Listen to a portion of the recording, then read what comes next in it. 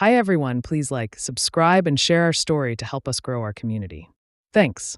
Now let's begin with the story. My name is Evelyn Okoro, and I used to believe that love and faith could conquer anything. When I met Daniel Okoro, I thought God had finally remembered me. We met during a youth outreach in our church in Abuja. He was in the evangelism team, tall, polite, with that calm, careful way some men of faith carry themselves. He offered to help me pack the microphones after service, and that was how it began. He would walk me to the bus stop, quoting Psalms, always talking about how a home built on Christ cannot fall. He prayed before we held hands for the first time. He was that kind of man.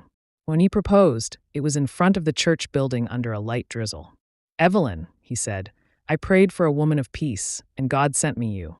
I cried so much people thought he had broken up with me instead of proposing. We married that December, all white roses and gold decor. The pastor prayed, "May your union be fruitful and multiply." Everyone shouted, "Amen," so loudly it shook the walls. I believed them. The first year was bliss. Daniel would wake up before me to make breakfast, even though he was a banker and always tired. We prayed every night. When people called us the perfect couple, I felt proud. Then, after 1 year of marriage, people started counting. At first, it was jokes. "You people are enjoying OO, when will we buy baby things?" I would laugh. But by the second year, laughter turned into side eyes. Church women would rub my stomach and say, "Next time we'll be touching baby bump." Mama Esther, my mother-in-law, started visiting more often. The first few visits were loving. She brought soup and stories. But slowly her tone changed. "Evelyn," she said one evening, "are you sure you're not eating too many cold things? Some women freeze their wombs with minerals."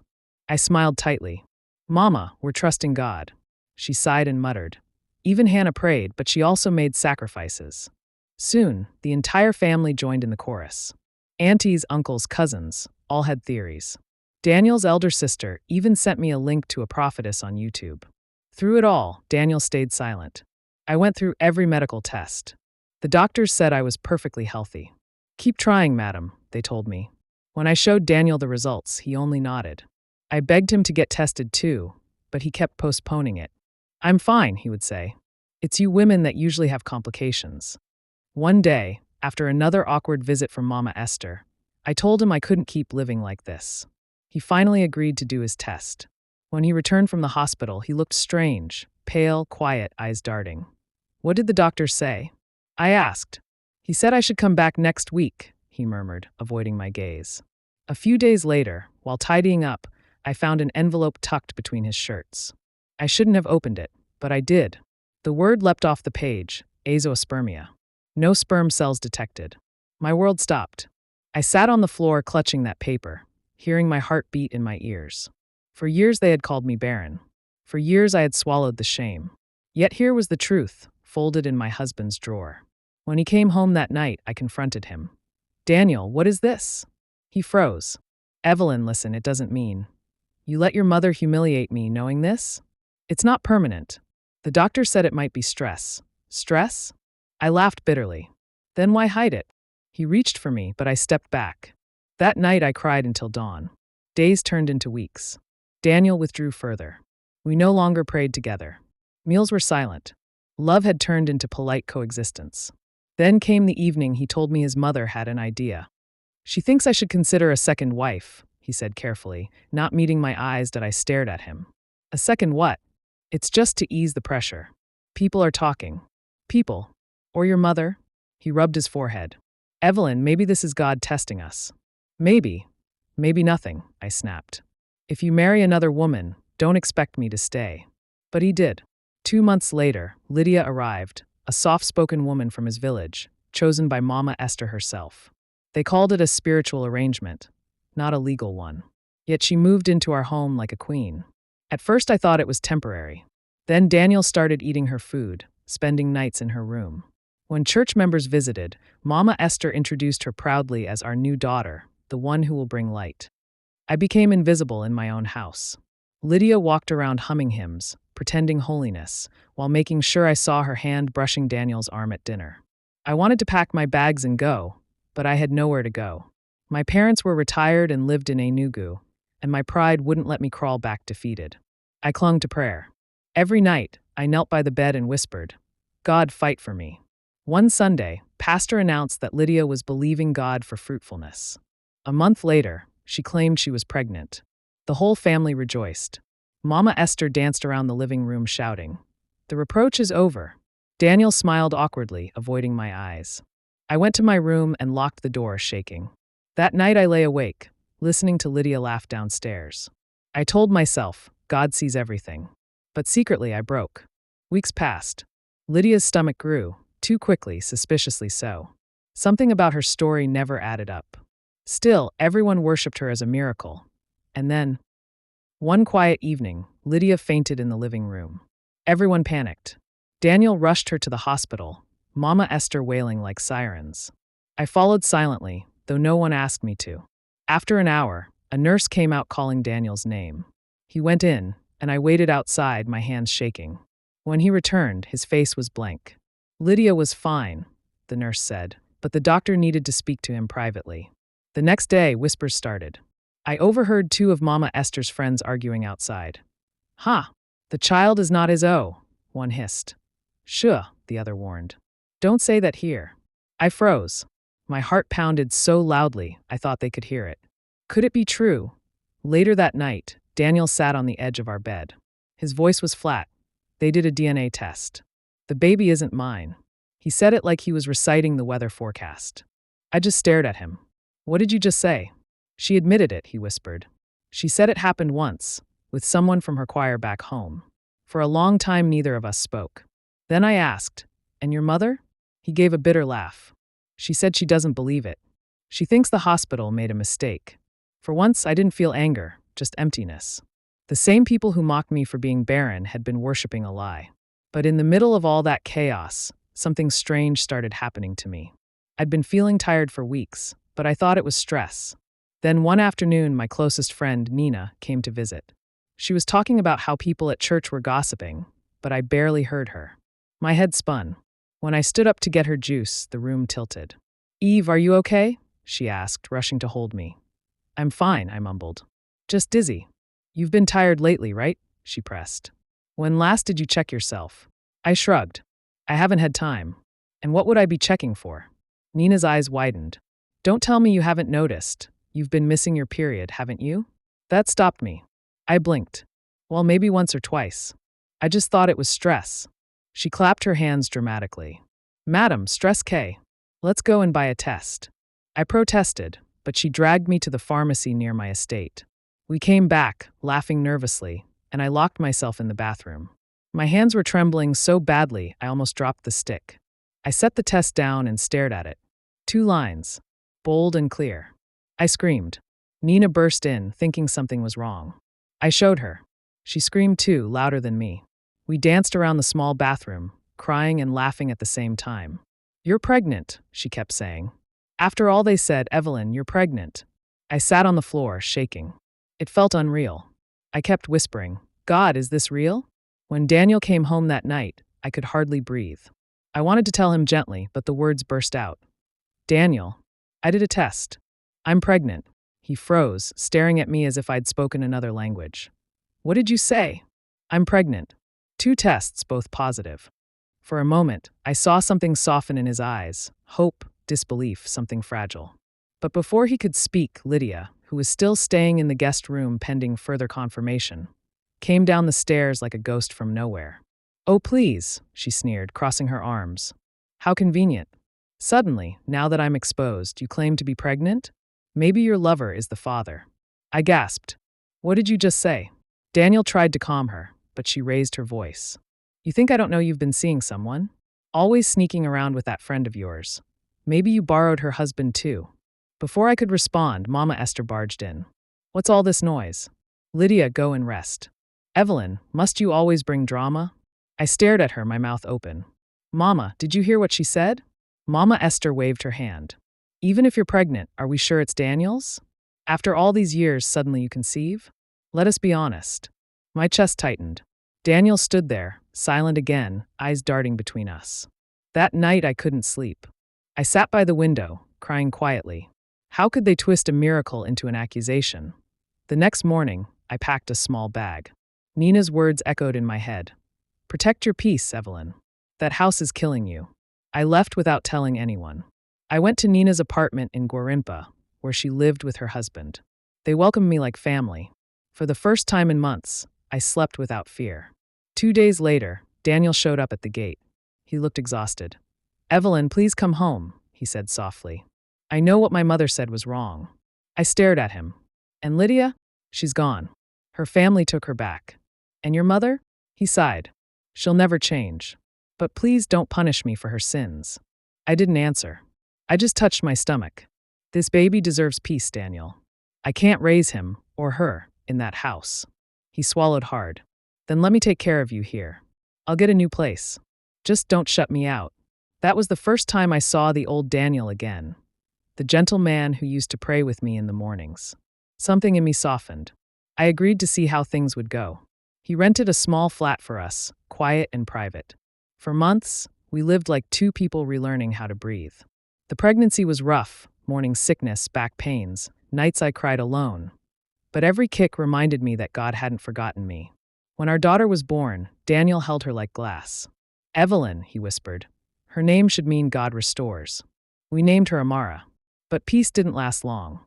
Mama Esther refused to visit or even acknowledge the baby. She told everyone Daniel was bewitched, that I'd used something on him. At church, people looked at me with curious pity, as if waiting for the miracle to collapse. And then one day, Daniel fainted at work. They said it was exhaustion, but further tests revealed something worse. His kidneys were failing. Everything changed again. When the doctor said the words kidney failure, I felt my knees give way. Daniel was lying on the hospital bed, pale and weak, his once broad shoulders now fragile. I gripped the bed rail, trying to keep my voice steady. "Doctor, are you sure?" "Maybe it's a mistake," he sighed. "We've run the tests twice, Mrs. Daniels. His kidneys are functioning at only 30%. He'll need dialysis while we discuss transplant options." My heart broke. I thought about all the years we spent crying for a child, all the nights I prayed for restoration. And now, when God had finally given us Amara, the devil wanted to snatch my husband. But something in me refused to give in. For years I'd been the quiet, obedient wife, always apologizing, always enduring. That day, I decided I would fight. Mama Esther arrived the next morning with two of her church friends, their faces grim. She didn't greet me. Instead, she went straight to Daniel's bedside and started crying loudly. "My son, what have they done to you? I told you not to eat her food again." Her friends joined in, shaking their heads and muttering prayers that sounded more like accusations. "Some women are Jezebels," one whispered. "They use juju to tie men down." I stood there, stunned. "Mama, please. You can't say that here." She turned on me, her eyes blazing. "Don't talk to me, Evelyn. I warned you. I told you from the beginning that you were not right for him. Now look, you've destroyed his health." Daniel tried to speak, his voice hoarse. "Mama, stop." But she ignored him. "If you die, I will never forgive her. I will never forgive that witch." I left the room before my tears fell. I stood in the hallway, clutching my chest. I wanted to scream, to tell everyone what I'd kept hidden for years. That Daniel was the one who couldn't have children, that the doctors had confirmed it long ago. But something inside me still wanted to protect him. Later that week, as I sat beside his bed during dialysis, Daniel took my hand. "Evelyn, I'm sorry," he whispered. "For everything. For not standing up for you. For letting them humiliate you." Tears streamed down my cheeks. "Don't talk like that, please. You'll get better." He smiled faintly. "You've always had more strength than all of us. God bless me with you." Those words burned into my heart. I became his nurse, his driver, his comforter. I handled his medication, took care of Amara, and still managed my small fashion boutique. I sold some of my jewelry to pay for his treatments. Nina stayed by my side through everything, helping me with the baby whenever I was exhausted. But Mama Esther made life miserable. She told anyone who would listen that I was pretending to care for Daniel just to inherit his property. She even tried to convince him to write a will excluding me. Then one Sunday after service, her gossip backfired. I had stayed home with Amara, but one of the church elders, an old friend of my late father, visited me that afternoon. "Evelyn, I need to tell you something," he said gently. "Your mother-in-law has been spreading stories. But God is not asleep. The truth always comes out." He explained that Mama Esther had confided in another elder about Daniel's miracle child. In her arrogance, she'd admitted that the doctors once told Daniel he couldn't father children, but she called it a lie from hell. Unfortunately for her, that elder had shared the story with others, thinking it was public knowledge. By evening, half the church knew the truth. Daniel had been sterile for years. The irony struck like thunder. The same woman who mocked me for being barren had spent months parading a fake grandchild, only to learn her own son couldn't have won without divine intervention. When Daniel heard, he looked at me with shame in his eyes. "Evelyn, I'm so sorry you had to go through all that. I should have told them the truth." I squeezed his hand. "It's okay. God revealed it himself. You don't have to fight anymore." But the real storm hit 2 days later. Lydia returned, this time with her mother, demanding to see Daniel. They were escorted into the hospital room, and before anyone could ask why she was there, she began crying. "Daniel, please forgive me," she sobbed. "I lied about everything. The baby was never yours. I just wanted the status. Your mother promised to help me start a business if I gave her a grandchild." The room went silent. Even Mama Esther's mouth fell open. "What are you saying?" she stammered. Lydia turned to her. "You wanted a baby to show off. You made me pretend. You told me God would cover the lie if I repented later. But now everyone knows the truth." Daniel covered his face with his hands. I stood there in shock, torn between pity and disgust. The hospital corridor was filled with murmurs. Nurses whispered, relatives peered in. By the end of the day, the story had spread across Abuja like wildfire. The woman accused of barrenness had given birth, and the second wife's baby wasn't even the husband's. Mama Esther avoided me for days after that. The shame was too heavy. But Daniel's condition worsened. His body was failing faster than the doctors expected. They said he needed a transplant urgently. I took every test available, praying I'd be a match. When the results came, the doctor looked at me with a faint smile. "Mrs. Daniels, you're compatible." I almost collapsed from relief. I didn't hesitate. I signed the consent papers that day. I was willing to give him one of my kidneys without a second thought. Before the surgery, the doctors insisted on repeating a few genetic screenings. The results confirmed what I already knew. Daniel was indeed sterile. They showed me the medical history again, explaining the rare condition that made conception impossible. When I told Daniel, he broke down. "I don't deserve you," he whispered through tears. "After everything I let them do to you." I held his face. "It's okay. You don't have to deserve love. You just have to accept it." The transplant was long and painful. I woke up sore but alive. The first thing I asked the nurse was, "How's my husband?" "He's stable," she said. The surgery was successful. I closed my eyes and wept. Recovery took months. I had to stop working temporarily, but Nina and her husband supported me. My shop reopened later, bigger than before, because one of my loyal clients, who had followed my story online, helped me attract investors. Daniel gradually regained strength. He apologized to my family publicly, even going to my mother's church to confess everything. The congregation cried as he told them how I had stood by him through humiliation and illness. Meanwhile, Mama Esther vanished from public life for a while. When she finally showed up at our house one afternoon, she looked smaller, quieter.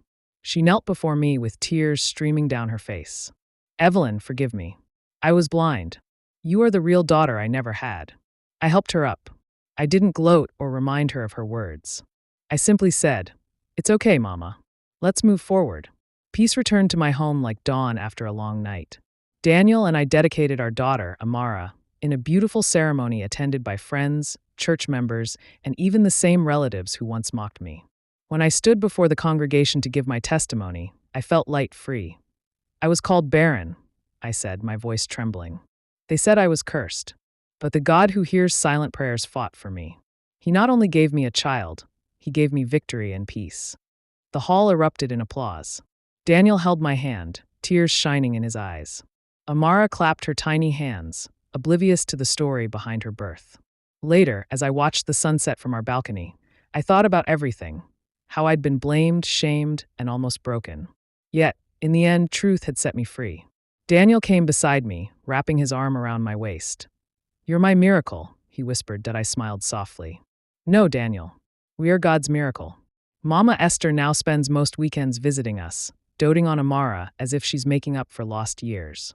Sometimes I still catch her staring at the child with tears in her eyes, whispering prayers of gratitude. Life isn't perfect, but it's peaceful. My business has grown into a full fashion brand, House of Amara, and I now help other women struggling with infertility, reminding them that God's timing is never late, it's perfect. Looking back, I realized the pain had a purpose. If I hadn't been tested, I wouldn't have discovered my strength. If I hadn't been humiliated, I wouldn't have known the sweetness of vindication. So when people ask how I survived, I smile and tell them, I stopped fighting for acceptance and started fighting for peace. And when I did, God fought for me.